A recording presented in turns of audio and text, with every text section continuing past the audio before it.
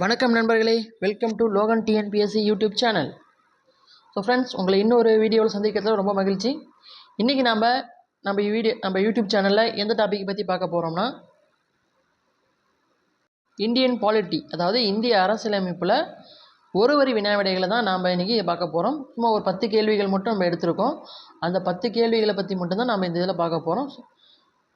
So வினாவிடையாக கேள்வி விடை, அதுக்கான விடை, அதை பற்றி மட்டும் தான் நம்ம இன்றைக்கி இந்த வீடியோவில் பார்க்க போகிறோம். ஸோ ஃப்ரெண்ட்ஸ், இப்போ நம்ம டாபிக்குள்ளே போகலாம். நண்பர்களே, முதல் கேள்வி பார்த்தீங்கன்னா, இந்திய அரசியல் நிர்ணய சபை எப்பொழுது அமைக்கப்பட்டதுன்னு கேட்குறாங்க. இந்திய அரசியல் நிர்ணய சபை எப்போது அமைக்கப்பட்டதுன்னு கேட்குறாங்க. எப்போனா 1946ஆம் ஆண்டு.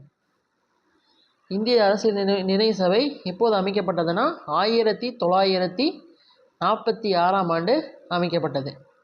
அடுத்த கேள்வி, ஐநா சபையோட தலைநகம், ஐக்கிய நாடுகள் சபையோட தலைநகரம் எங்கே இருக்குன்னு கேட்டிருக்காங்க. எங்கன்னா நியூயார்க். நியூயார்க்கில் தான் ஐக்கிய நாடுகள் சபையோட தலைமையகம் அமைந்துள்ளது. அடுத்தது மூணாவது கேள்வி பார்த்தீங்கன்னா, தேசிய ஒருமைப்பாட்டு தினம் எப்போன்னு கேட்டிருக்காங்க. தேசிய ஒருமைப்பாட்டு தினம் எப்போன்னு கேட்டிருக்காங்க. எப்போனா நவம்பர் 19ஆம் தேதி. நவம்பர் 19ஆம் தேதி தான் தேசிய ஒருமைப்பாட்டு தினமாக கடைபிடிக்கிறாங்க. அடுத்தது சாரதா சட்டம், பெண்களுக்கான சாரதா சட்டம் எப்போ ஏற்றப்படுதுன்னு கேட்டிருக்காங்க. எப்போன்னு பார்த்தீங்கன்னா 1929ஆம் ஆண்டு. 1929ஆம் ஆண்டு தான் சாரதா சட்டம் இயற்றப்பட்டுள்ளது. அடுத்தது, நுகர்வோர் இயக்கத்தின் தந்தை என்று அழைக்கப்படுபவர் யார்? நுகர்வோர் இயக்கத்தின் தந்தை என்று அழைக்கப்படுபவர் யாருன்னா ரால்ஃப் நடார் அப்படிங்கிறவர் தான் நுகர்வோர் இயக்கத்தின் தந்தை என்று அழைக்கப்படுகிறார். அடுத்தது சார்க் அமைப்பு. சார்க் அமைப்பு எந்த ஆண்டு தொடங்கப்பட்டதுன்னு கேட்குறாங்க. சார்க் அமைப்பு எந்த ஆண்டு தொடங்கப்பட்டதுன்னு கேட்குறாங்க. 1985ஆம் ஆண்டு தொடங்கப்பட்டது. சார்க் அமைப்பு எப்போ தொடங்கப்பட்டதுன்னு கேட்குறாங்க. 1985ஆம் ஆண்டு தொடங்கப்பட்டது. அடுத்தது ஏழாவது கேள்வி பார்த்தீங்கன்னா, விதி 356 எதனை குறிக்குதுன்னு கேட்டிருக்காங்க. விதி 356ஆனது எதனை குறிக்குதுன்னு கேட்டிருக்காங்க. ஸ்டேட் எமர்ஜென்சி, மாநில அவசர நிலை பிரகடனம்.